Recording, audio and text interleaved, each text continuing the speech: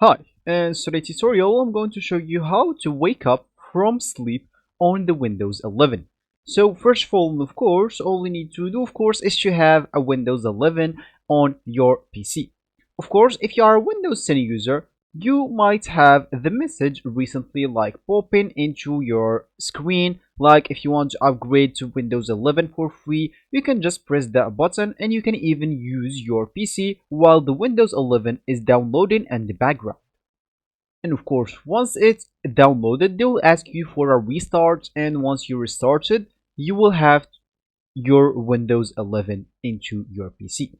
So how can you actually wake up from sleep? So before of that, we would like to see how can we actually put our PC to sleep. So how can we do that?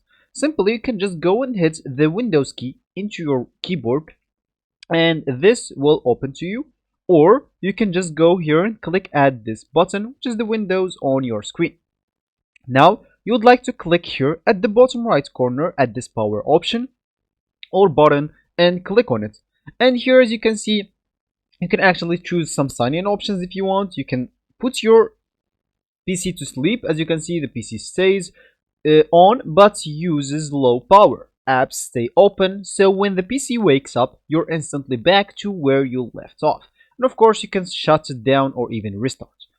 Now, if I put my PC on sleep, how can I actually wake it up? I cannot wake it up by just pressing a random key on my keyboard or pressing at my mouse, so I can wake it up, not like Windows 10. All you need to do if you want to wake it up is just to press the power button. If you have a desktop, just go and click at the power button on it, and if you have a laptop, just click at the power button on it and it will wake up from its sleep and you will be good to go. So this will be actually for this tutorial. I hope you like it. Thank you guys for watching and goodbye.